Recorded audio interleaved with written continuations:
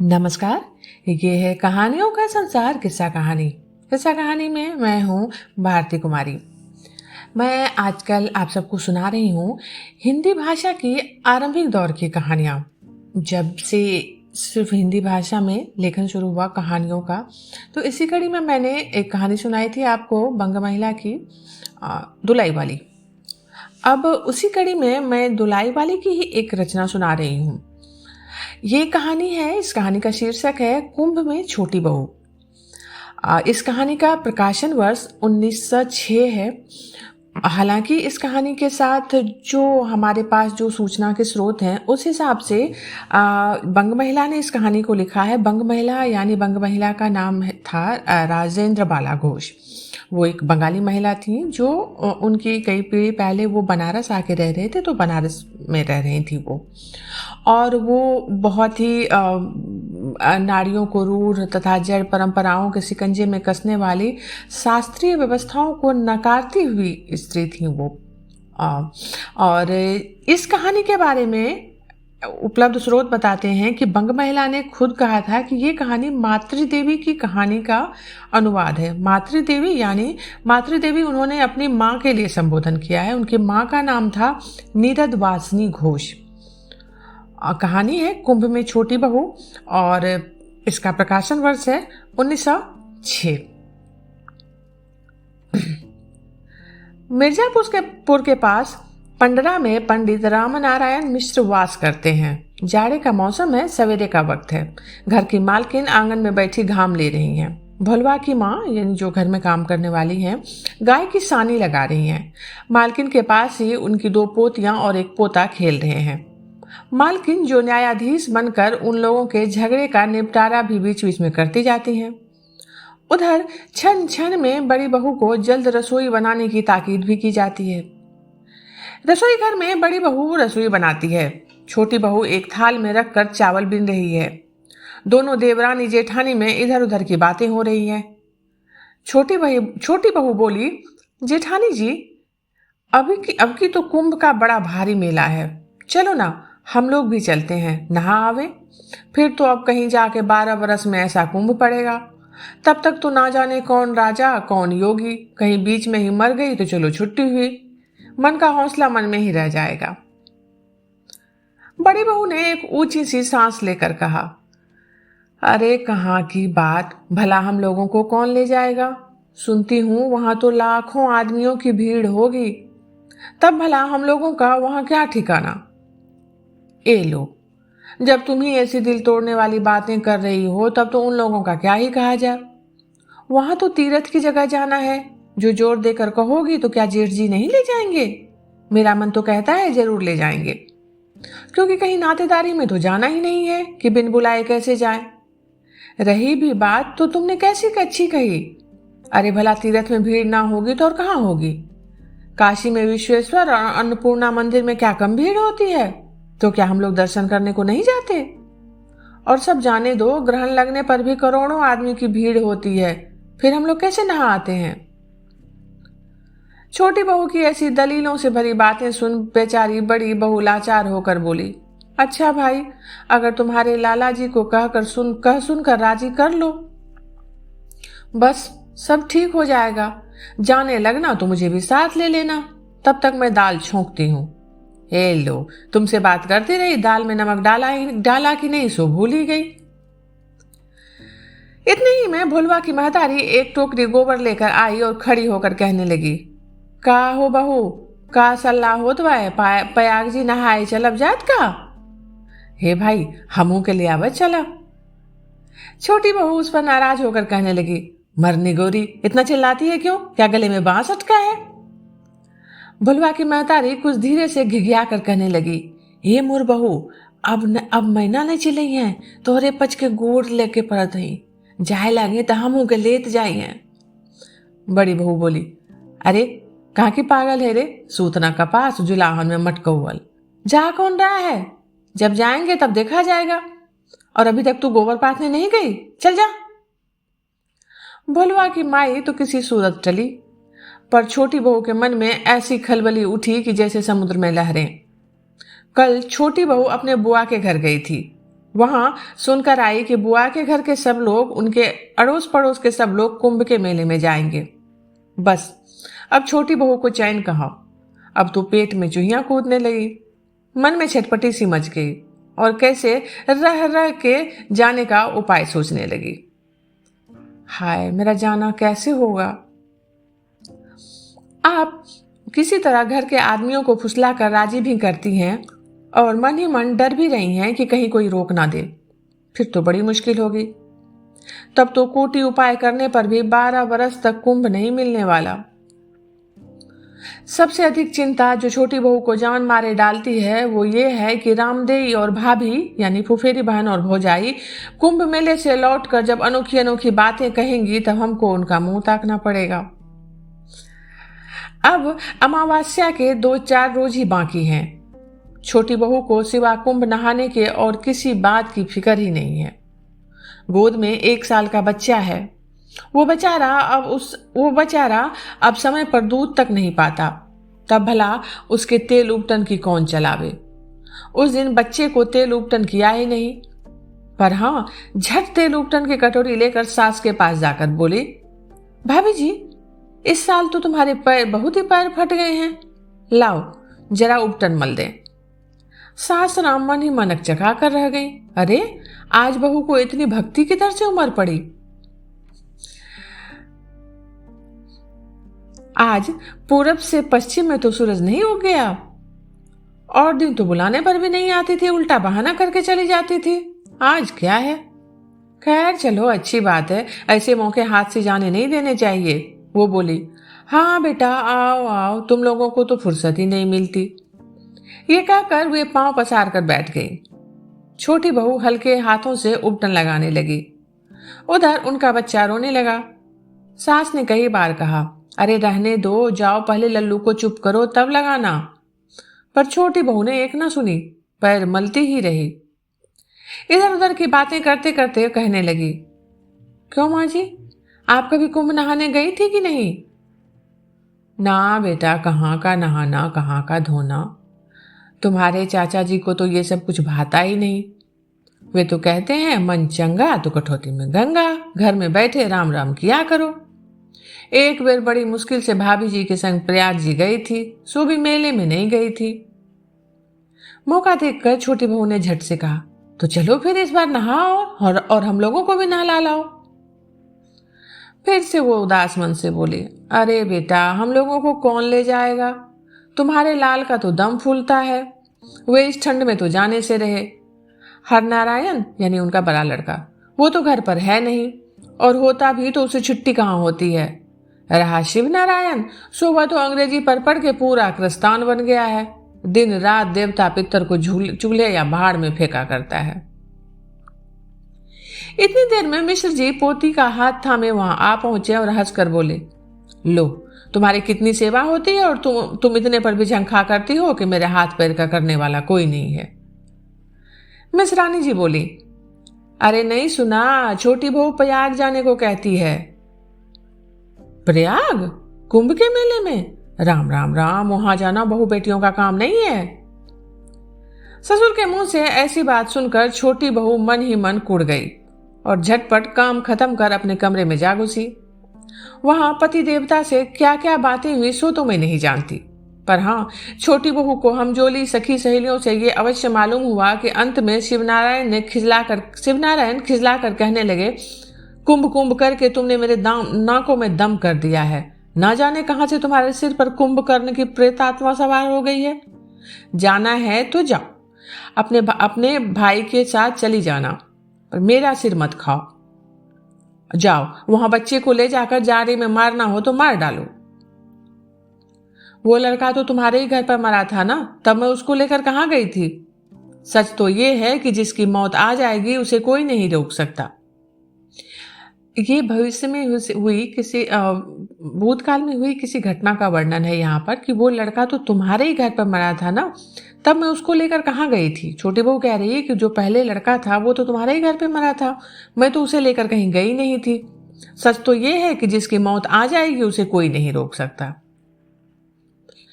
अंत में छोटी बहू की बुआ और उनके बेटे की बहुत चिरौरी विनती करने पर बड़ी मुश्किल से लोग छोटी बहू को प्रयाग भेजने पर राजी हुए।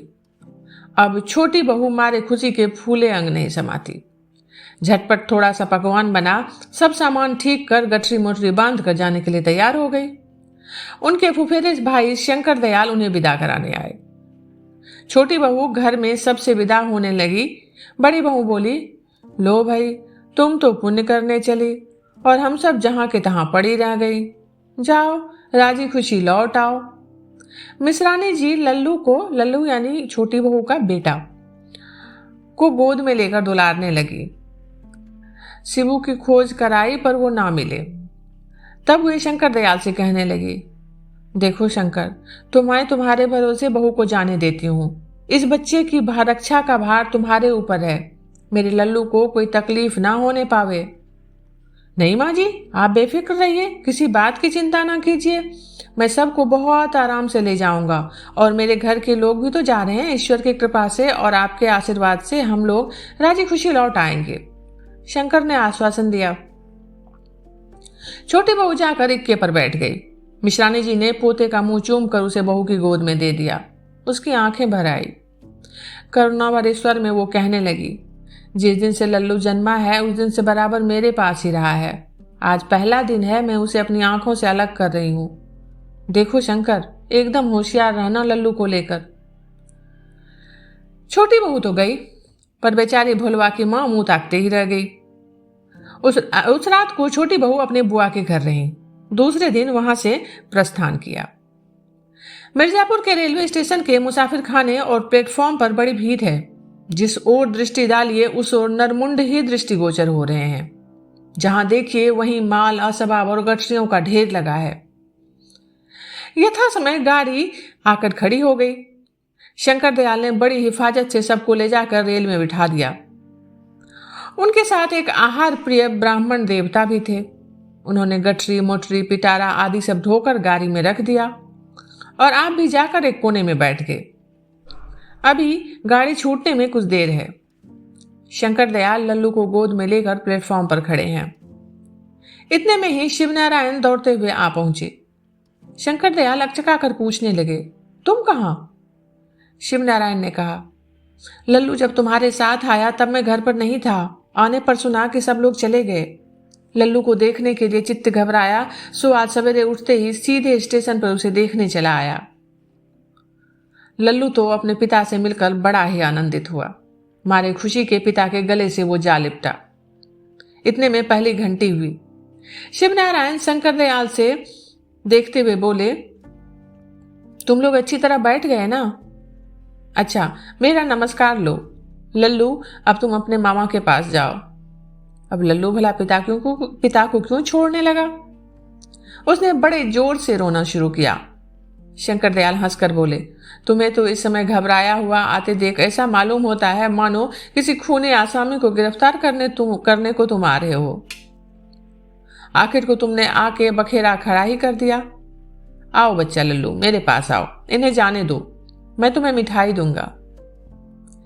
पिता पुत्र परस्पर एक दूसरे की ओर प्रेम भाव से देख ही रहे थे कि रेल ने सीटी दे दी। इतने ही में ब्राह्मण देवता ने घबराहट के स्वर में शिवनारायण से कहा, भैया, मैं जल्दी में शंकर दयाल के यहाँ पुझाई और एक कटोरे में पेड़ा और थोड़ा सा दही भूल आया हूँ। जाकर उसे मेरी माता जी के पास गांव में अवश्य भिजवा देना, नहीं तो खराब हो जाएंगे। आग खाती, पानी पीती, धुआं फेंकती रेल हड़हड़ाती हुई चली, मानो वो संसार की अनित्यता का सजीव दृष्टांत दिखला गई। जहां कुछ देर पहले इतना कोलाहल मचा था, जहां इतना चहल पहल था, अब वहां बिल्कुल सन्नाटा छा गया।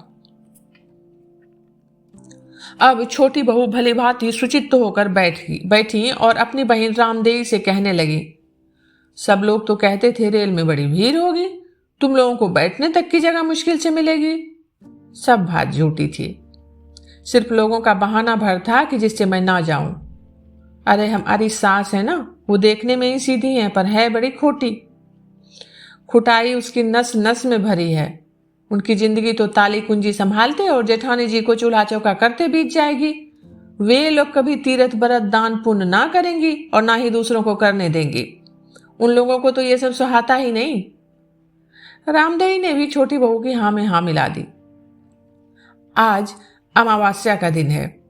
आज प्रयागराज में त्रिवेणी के तट पर अपूर्व दृश्य दिखाई दे रहा है।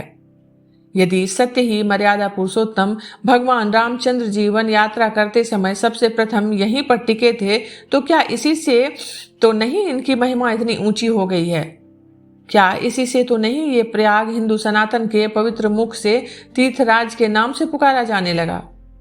धन्य हिंदू सनातन, धन्य तुम्हारे इस दृढ़ धर्म विश्वास को, धन्य।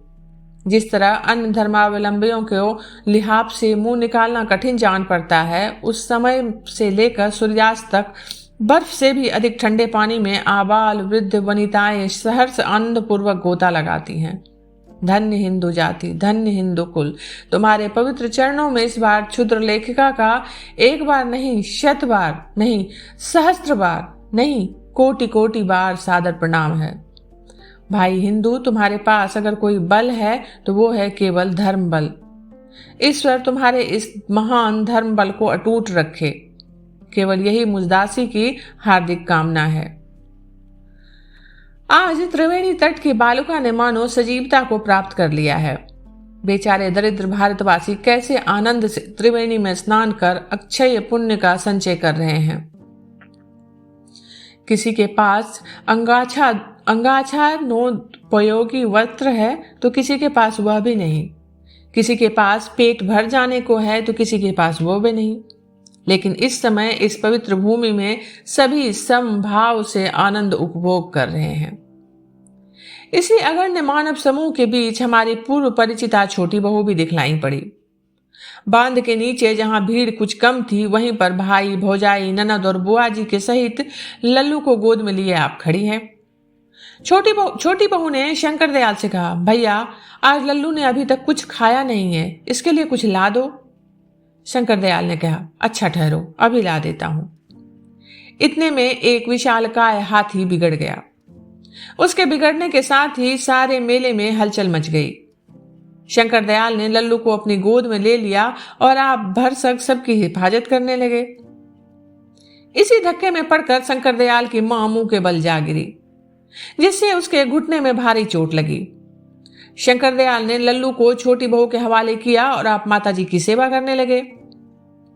इतने में पुलिस वालों ने साधुओं का अखाड़ा निकल जाने पर नहाने वालों के लिए रास्ता जो अब तक रोक रखा गया था उसको खोल दिया। बस फिर क्या पूछना था, मानो मनुष्य रूपी महासागर में तूफान आ गया। सभी के जी में ये तरंग उठी कि मैं ही सबसे पहले गोता लगाकर पुण्य का ढेर उठा लूं।